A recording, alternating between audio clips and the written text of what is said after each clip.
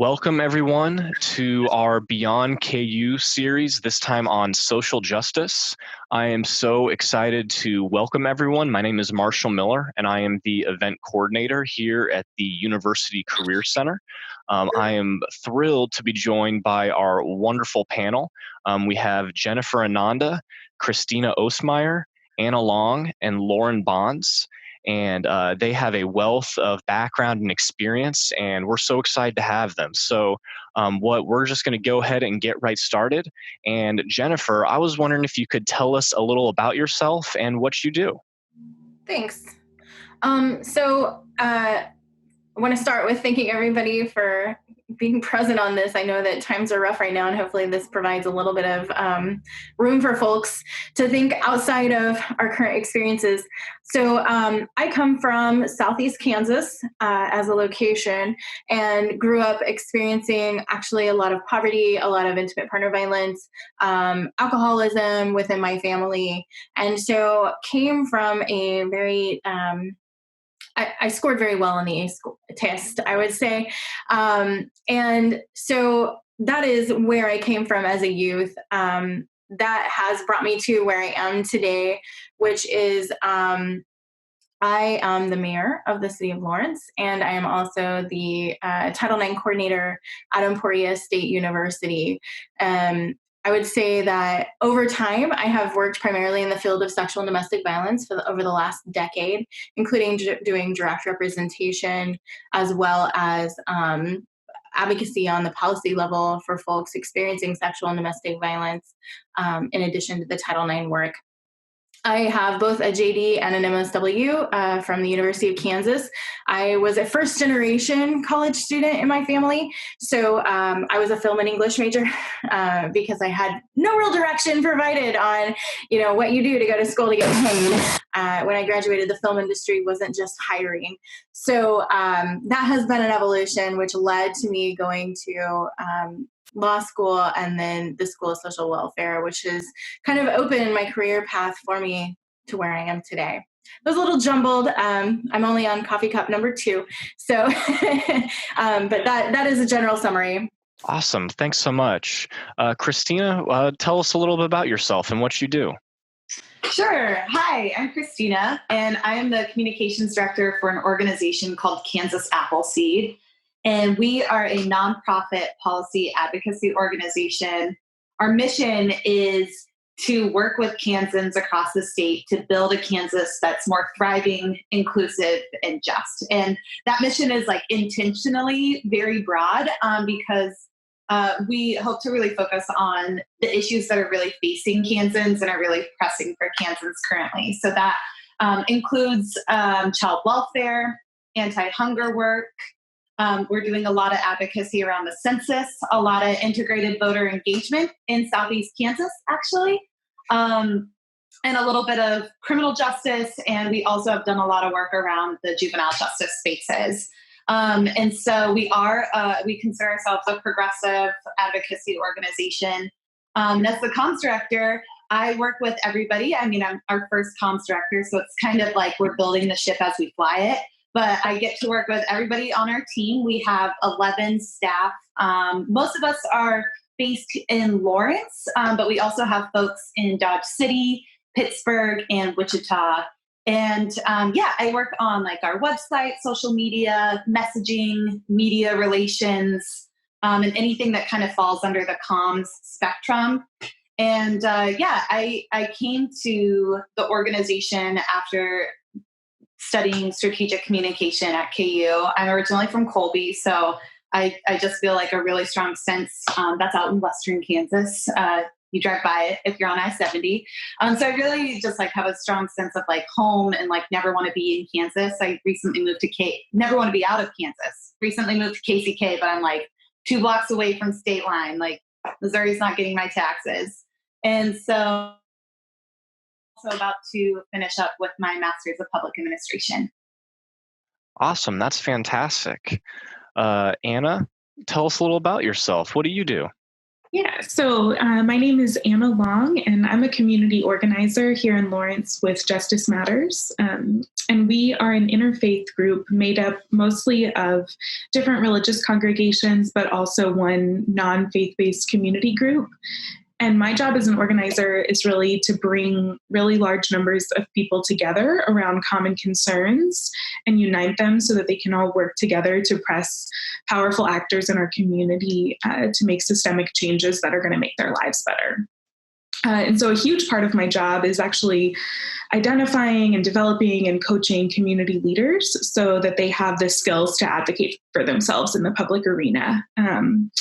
So some community organizers work for like an issue-specific organization. So you might be really passionate about women's health or LGBTQ rights or criminal justice reform, and you might work for an organization that specifically runs campaigns around those problems.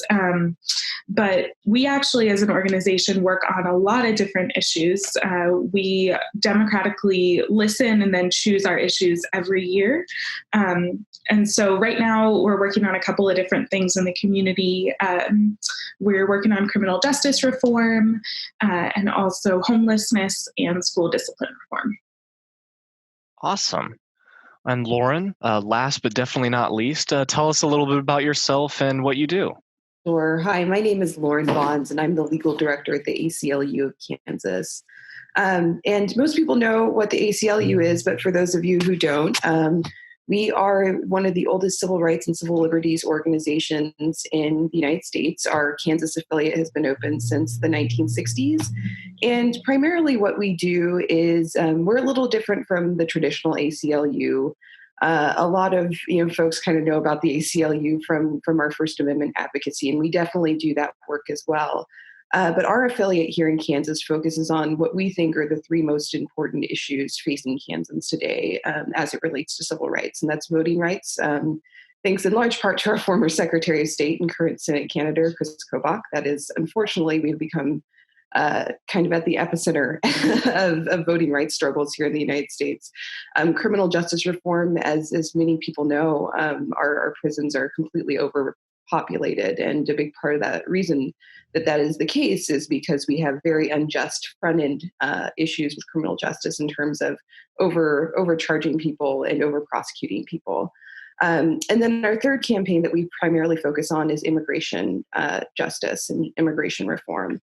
And so that's really what informs all of our work, not only kind of at the legislative level, but also what we do in terms of litigation. Additionally, we do more traditional civil rights cases, including race discrimination cases and Fourth Amendment cases when police overstep. And so that's really what we do. We sue on behalf of people who otherwise wouldn't have attorneys to represent them in court, and then we also have a comprehensive integrated advocacy strategy to make sure that we're hitting every problem from every angle, including communications. What CHRISTINA does is so important to any kind of advocacy organization, and then also doing a lot of legislative work. And then we also have a robust organizing team. So what Anna does, I don't think we would be able to win anything without all these different strategies working together. A little bit of personal background. I was at the ACLU of Kansas. I was working for the Fight for 15 campaign in Washington, D.C., and providing legal support to organizing efforts there. I went to KU for undergrad, studied political science and history, and went to Duke for law school. So really excited to talk about all these issues today. Awesome. Well, thank you so much. And, I'm going to pose this question to everybody, but Lauren, I was hoping to start with you. For all of you, I imagine, this type of work is something that you have to be incredibly passionate about.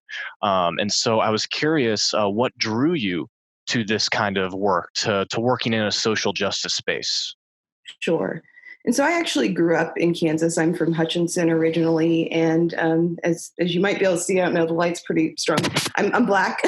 So I think growing up, as a person of color in this state, I think you either have a strong interest in kind of leaving and getting away and just kind of, going somewhere where you feel you're not at the margins and you're more accepted, or you have the reverse reaction and say, you know, I want to make this place better for people like me, and this is my home too, and we deserve to be here, and we deserve to have all the protections and equal rights as every other Kansan. And so I kind of think initially I was like, yes, I want to get out of Kansas. Like, I'm tired of this. I did my time.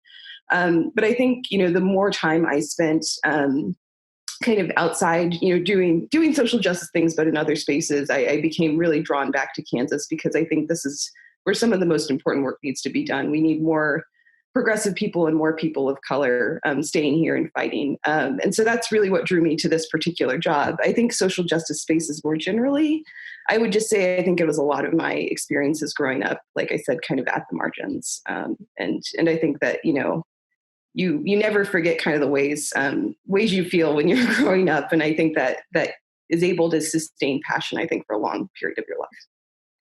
Absolutely. Anyone else? What drew you to this sort of field? I think for me, I have so many memories in my life of feeling completely powerless to do anything about my circumstances, or to do anything about the circumstances of friends or family who were suffering. And since organizing is really all about building power and putting it in the hands of ordinary people, it's really appealing to me. And so, I mean, one example, which, you know, is more recent, is my mother has a terminal illness, and it's really rare. There's only a couple thousand people who are diagnosed annually in the United States. And so because so few people are diagnosed with this illness, it's not profitable for pharmaceutical companies to do research on it. So there's no medication or anything that she can take. And that just makes me pretty angry. And it makes me angry that at the end of the day, like, our healthcare system is going to kill my mom. And I've seen so many other instances of the systems in our communities literally costing people their livelihoods and costing people their lives. And I know that the only way that ordinary people are going to be able to make change, like, we don't have money, we're not in elected offices, is going to be by coming together with one voice. And so for me, I think organizing is really the only thing that gives me hope in a world that often feels so broken and where I feel like I don't have a voice. Absolutely. Christina, it looks like you're about to. I think just to piggyback on some of the same themes, I think there's so much to be angry about, so much to be just like, I'm really refraining from using bad words here, but so you can edit those out if I do. There's so much to be like angry and frustrated, and just that feeling of like helplessness and hopelessness that comes with like the systems that have been created, because the systems that have been created at the federal and state level were not built for all people. They were built for white, cis, heterosexual men who are wealthy and who hold power. And that is really messed up. And I think there's also a lot of like joyous rebellion that then can come out of that anger, and know that like there are a whole lot more of us than there are of them. And so I think I didn't like grow up though, like knowing that. Like, my mom worked in education. And so I remember just growing up around her. She's a special educator. And just like always ranting and telling me like what the state was doing, what the legislature would do, what the legislature was doing about, you know, this piece of education or this right that some child should have, but because of some law or barrier, that child was not going to be able to get the education that they were entitled to. And though I didn't have a total understanding of it until I got a little bit older, she was just ticked off. But she took action. She was constantly going to the legislature, constantly writing folks, and always telling me about that. I will say, like, my mom has a lot of privilege. Like, she's also like a white, upper middle class woman who is now an administrator. But I learned a lot from her there too.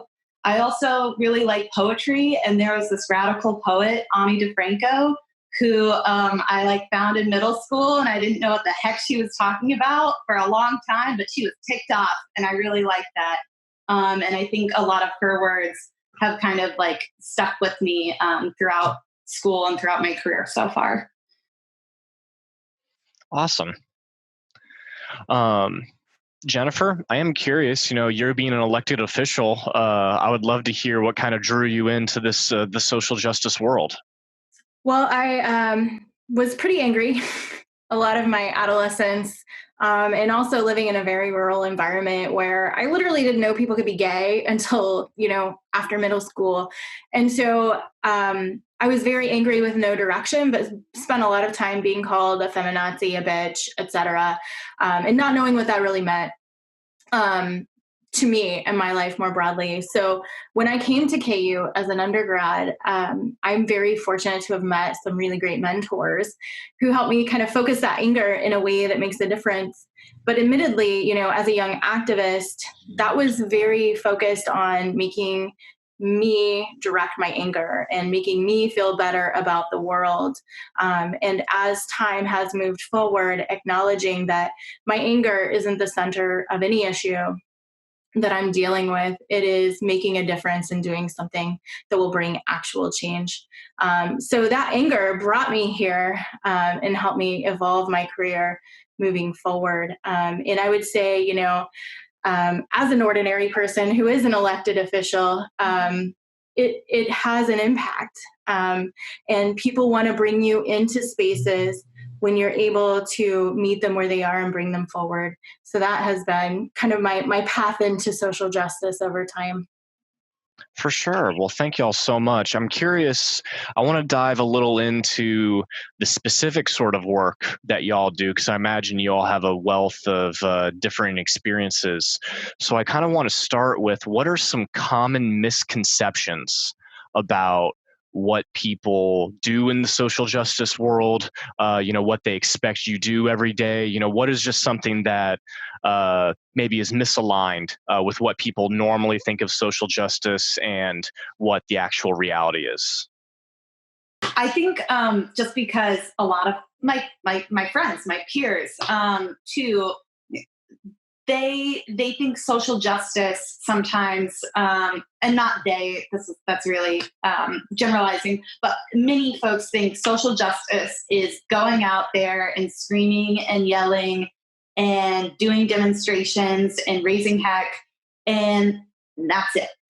That, you are there. And while agitation is an extremely important part of this work, all of that must be grounded in strategy and tactics and goals and just collaborative and consensus building with folks that you are either organizing or working with.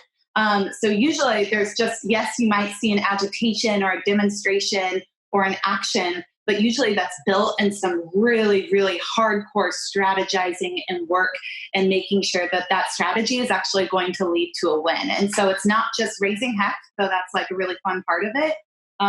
It's really, everything builds on each other. So that's one, I think, misconception, is that we also send a lot of emails and, trying to get people to where they need to be too. It's not all that of the sexy, civil disobedience and things like that too.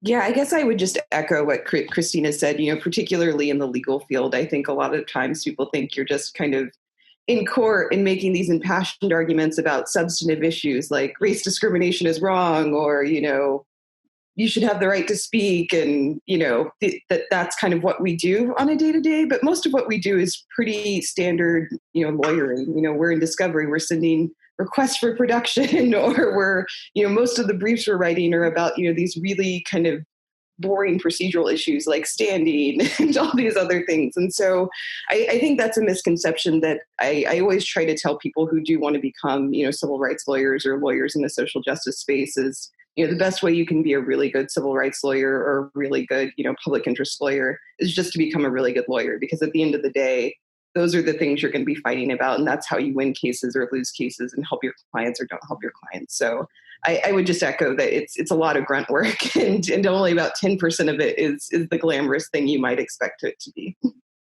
For sure, not everyone gets to make the speech in the movie, like from A Time to Kill or something like that. That's one in a million right there. Anyone else? Anything that comes to mind when you think of a common misconception about the social justice work? The one thing go ahead, Anna. Are you sure? Yeah, that's fine. I'll go after you. I would say, organizing in particular, a lot of people imagine it like what you're saying, like you're getting up, you're making speeches, you're, talking to people publicly. But organizing, really is actually more about working with people to give them the skills to be able to do that themselves. And so your job really is much more about teaching, developing, and coaching people, being curious, being patient. Your job isn't to go out and convince somebody to be on your side for your campaign. Your job is to go out and learn about the person that you're trying to recruit, figure out where they are, and then figure out what questions you can ask to help them critically think about their situation and help them critically think about like why things are the way they are so that they can change their mind on their own. And so I think that's like been a huge area of growth for me is when I came in as an organizer. I think I thought, or I didn't listen well enough and I wasn't curious enough about where people were coming from. And now I've realized like that's really at the heart of what we do is you have to know where people are coming from. So I have a perception from my work as a Title IX coordinator, which is that if I'm doing my job correctly, then I am a cog in a machine that is helping people heal from an experience of sexual misconduct. That means that I'm not in that role an advocate against or for a victim or a perpetrator in any conversation that I'm having, because I know and can rely on these advocacy services that exist outside of this. So then they're getting a pure investigative model through the university, and they're getting the support that they need. And as someone who has trained prosecutors in the domestic violence field, telling them what they should do or should not do as not a prosecutor, that has been something that's kind of been part of the conversation as a Title IX coordinator, is if I'm doing my job well and everybody else is doing their job well, this works. And I can do that in that space without harming that person further, then they've already been harmed. So that has been an interesting kind of evolution of my own misperception of what social justice looks like. And it's valuable. It's incredibly valuable to have that conversation. I think as far as my political role as mayor is that there is the need to hold multiple truths at once. Everybody's issue is the issue that should be the focus of the entirety of the body, and that's just not possible. And so how can we rely on the experts to do and bring the information that we need in order to make wise decisions? And how do we meet people where they are while also holding, these 40 other truths that are also incredibly true and incredibly important and the highest priority for multiple people. And I think that the misperception that comes with that comes along with the fact that, federally, we haven't been able to rely on our government to meet the needs of our citizens and our residents. And so there has been this downward pressure onto state government, onto local government to take on these really big picture issues where historically it has been, give us clean water, take care of our potholes, make sure that our criminal justice system, while in desperate need of reform, is functioning. And at this point, there are broader issues that we're being tasked with and also being held responsible for. That is a whole new space in which to operate. So those are kind of the main issues that I've seen coming to light in the last few years. Absolutely. Thanks so much. So I'm curious, are there any particular skills that, we're talking to students right now, whether it's from a specific background or just kind of, intrinsic sort of skills that come to mind that really lend themselves to success in this sort of career? You got to be resilient. You are going to fail, and you're going to work really, really hard and not be successful. And you're going to put yourself out there in public and vulnerable, situations. And, you have to be able to pick yourself up and go to work the next day, even if you're not immediately successful. You have to really know why you've got to be really in touch with why you are doing this work. And you got to remind yourself of it every day. And you got to remind yourself of it, especially when it gets hard, because it is really hard. I have, I think, 3 really important skills that I've learned over time. One is listening. If you're talking more than you're listening, you're probably not understanding the full issue. You're not meeting people where they are. You're not meeting the needs that they have, or perhaps the needs that you've identified for them. Having good boundaries. So that speaks, I think, to that resilience piece. If you're gonna do this long term as a career, you have to have good boundaries. You have to have a life outside of what you're doing. You have to have those not only with having that life, but also with your interactions with folks and your commitment to your organization, particularly if working for a nonprofit organization or a highly bureaucratic organization, which is the entirety of my career. You have to draw those lines, because otherwise they're completely willing to step over them because of the need, because of the lack of funding, because of the fire that needs to be put out right now. So having those is vital to longevity in that field. And also grace, I think, which is kind of a lesson that's been really hard earned for me over the past 2 or 3 years. Having grace with yourself, because you will screw up. You will say things that you don't mean. You will say things that you mean, but poorly. You will impact other people's lives negatively. You will, even if you have the best of intents. So being graceful with yourself, which is probably one of the most difficult things to do. But we live in a culture with shame and canceling and all of those things. And if we were to take what other people tell us to do with our lives seriously, then we would all be done with this work in a matter of months. But also grace with others. I know that I came from an incredibly self-centered, immature, angry space to this work. And if it weren't for the mentors that I met who were graceful with me, who took the time to meet me where I was, to evolve me into the work that I do gracefully, because there certainly were opportunities to say, we're done. I wouldn't be where I am today without that. And so I try to pass that on to others as well. Regardless of their perspective, we all deserve some grace. Anyone else? Wonderful. Well, I'm curious because you, as you know, we were asking y'all to join this. I got to, creep on your LinkedIn's and, learn a little bit about everyone. And you all have such a variety of backgrounds. And I'm curious, does your background, whether it's, your degree or some of the roles that you've had before your current position, or just, some of you have mentioned childhood, have any of those given you an advantage or a disadvantage to this career and the work that you're doing on a daily basis?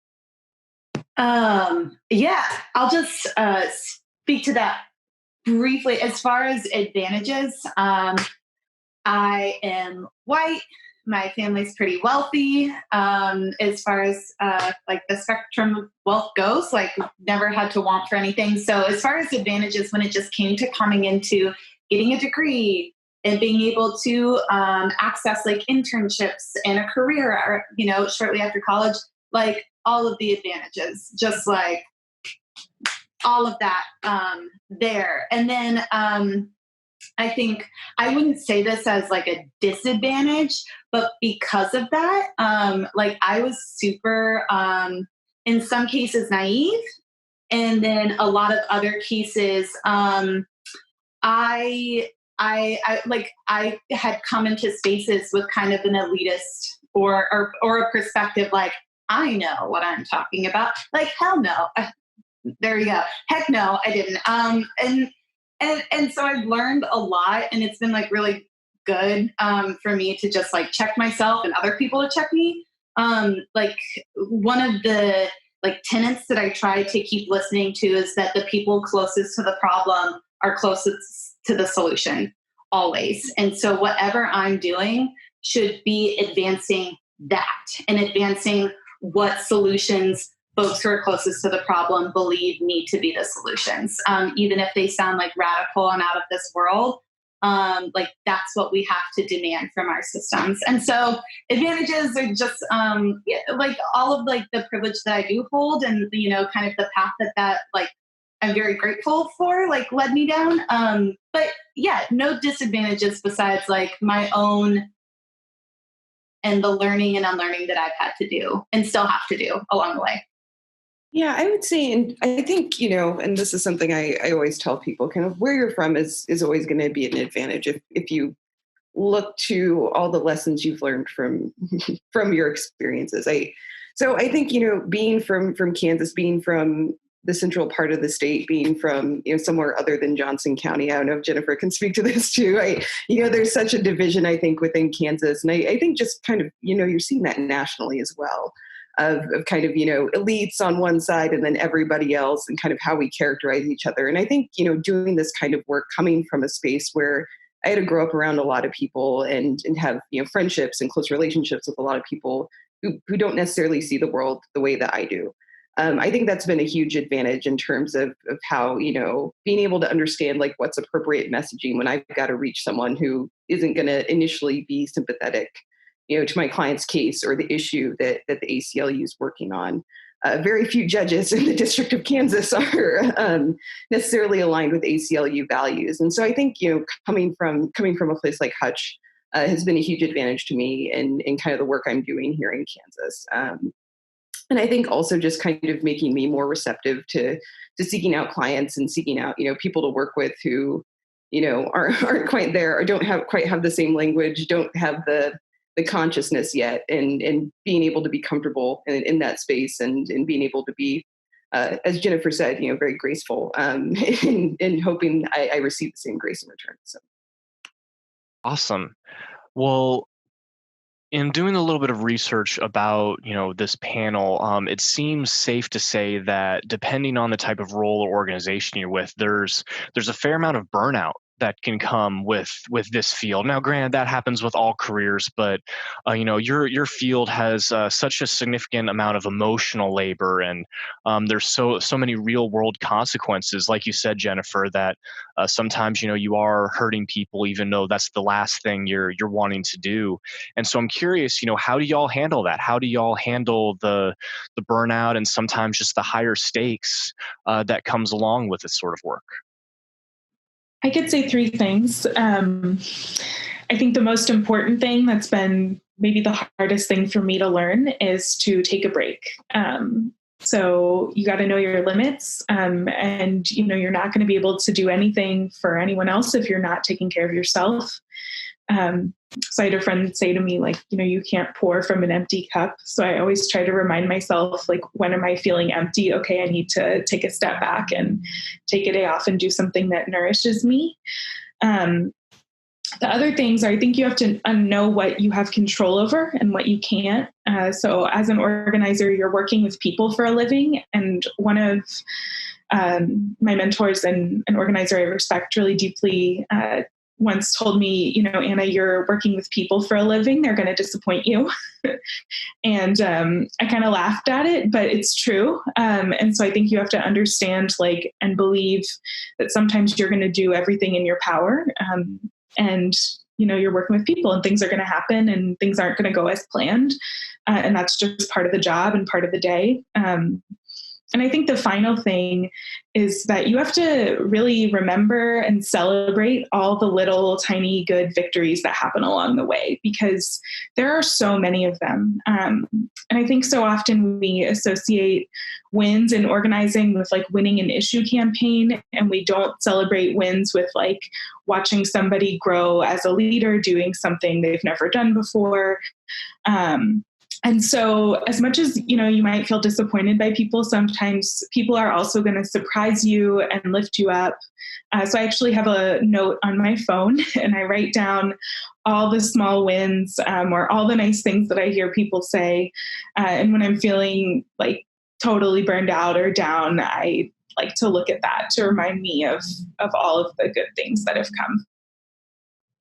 come. Humor. Just being able to laugh and be like, well, that sucked. And, or, you know, like just like experience and like chat with your colleagues, your friends, fellow folks that you're organizing with, whoever, and just be like, the world's on fire. And like, you know, be able to laugh at yourself and laugh through things too. Because you know that like, in an hour or tomorrow, you're going to pick back up and keep fighting, but just be able to also, you know, say, okay, like, here's how we do better. And, you know, let's make fun of ourselves at the same time. For sure. Well, what is, you know, on a more positive note, I imagine there's no such thing as a typical day in you know, your sort of work, but I'm curious, you know, what is your favorite thing about the work that you get to do, you know, whether it's a recurring task or project that you get to work on, you know, just what's something that always puts a smile on your face when you know you get to do a certain thing going into the office? I mean, I'm an extrovert. I'm a people person. I love working with people. I love, you know, being an organizer gives you an excuse to sit down and have coffee with someone and ask them all kinds of questions about their life, and also to share of yourself with them, to connect. And that's something that really gives me energy and fills me up. So anytime I get to know someone on a deeper level or meet a new person, which is pretty much every day. So I would say that there are a lot of things that don't necessarily happen on a daily basis. And I think that's the tricky part of your question, perhaps, is that a lot of folks who are in social organizing and kind of these policy-based, action-oriented jobs and work are really focused. And that's a large driver for what keeps us going every day is those tiny little baby steps that we win, but they're not every day. And so sometimes that can be the difficult part. And so we celebrate those wins very, very strongly. I would say, though, the feeling that while I am not a counselor, I was administrative MSW for a reason. And when I feel like I have given someone some piece of their lives, when I'm doing an investigation, is really rewarding feeling, not for me, but knowing that I'm contributing to the larger well-being of this individual, with acknowledging that they're not going to be okay, right? Like, this has been an impactful event that is going to change their life forever, but I'm not making their life harder while allowing them to participate in this model. As far as the work on the commission goes and being a leader in a community, it's having an opportunity to practice leadership. We can all list all the characteristics that are lacking in leaders that we know. When we have the privilege of having the opportunity to be a leader, then I have a responsibility to be the kind of leader that I would like to see. And those are the things that bring me the most joy, is the opportunity to be the leader I'd like to see. It's a little bit corny, but I would just say anytime that we, you know, anytime I get to work with our team at the ACLU of Kansas, not only our legal department team and our staff attorney, but just the broader group. And I think that's just so important for people to know. I think it's very easy to think, everyone who works in social justice, public interest spaces is going to be awesome and share my values and blah, blah, blah.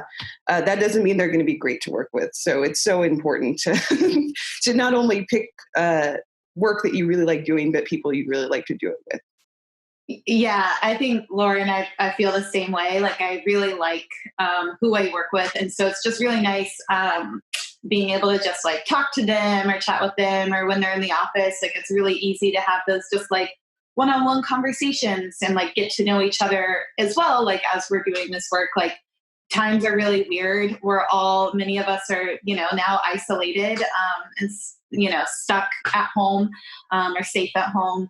But one thing we've started doing is like we have lunch together, or like an optional lunch meeting every day, where if like you have some minutes at 12 p.m., like, hop on the Google Hangout and like eat lunch with your coworkers, and like to have like 11 of us just like eating lunch and like talking about some shows or like whatever movies we were watching, or, something we thought was stupid.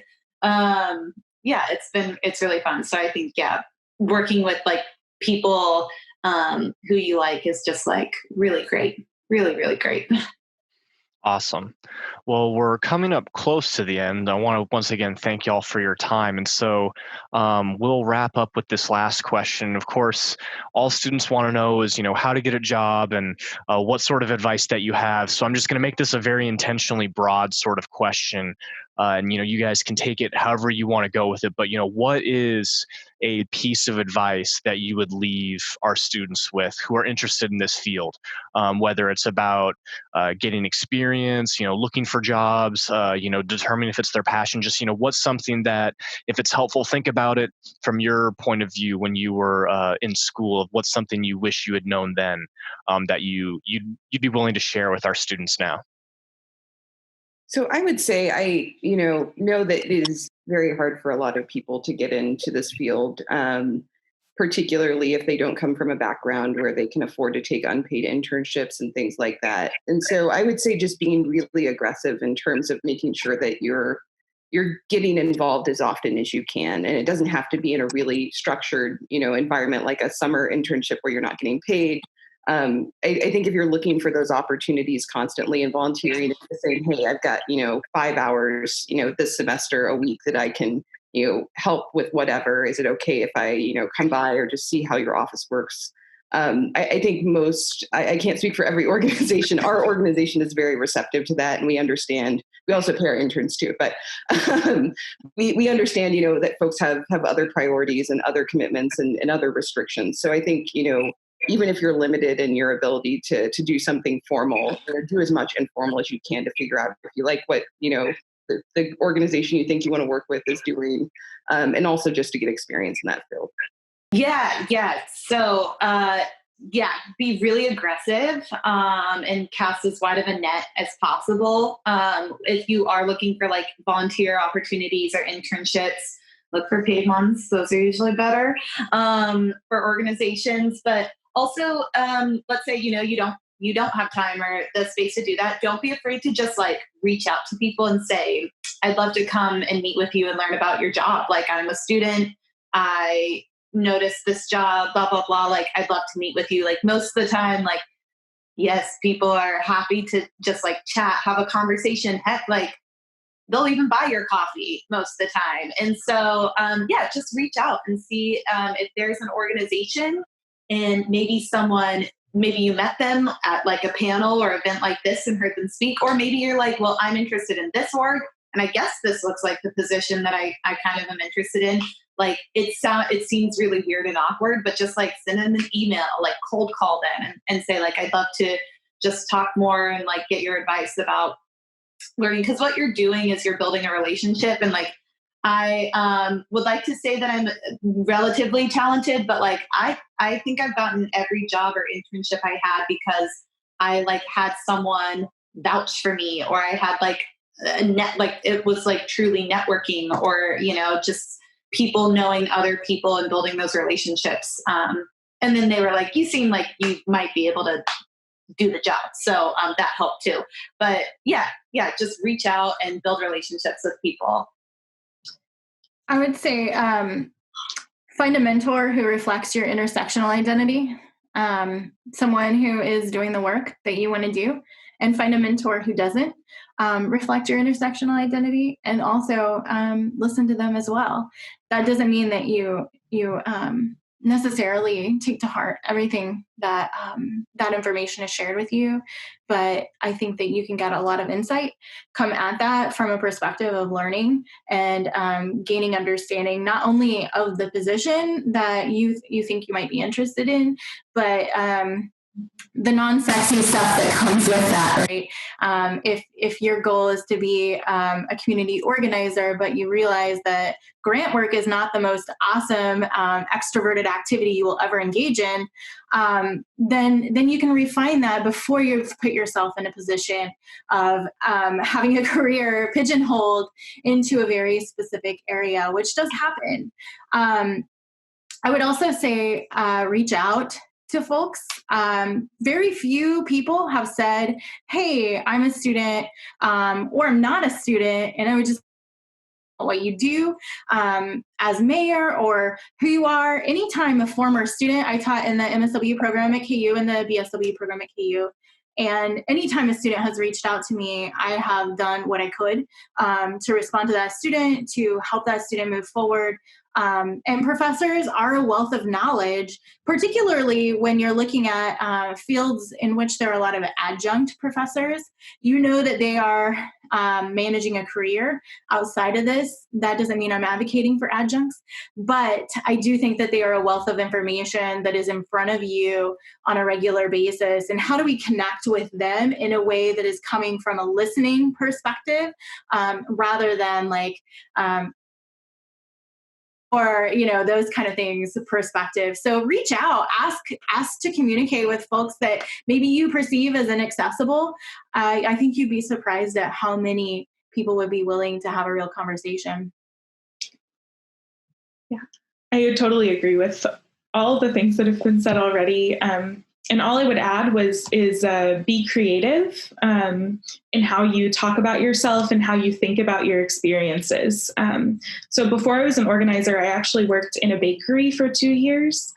And it was one of the best jobs I've ever had. And I actually talked a lot about my experience working in this bakery when I interviewed for my organizing job, because working in a bakery taught me about how to work as a member of a team. It taught me about working weird long hours. It taught me about working hard. And it taught me about like practicing and doing something until you can like nail it.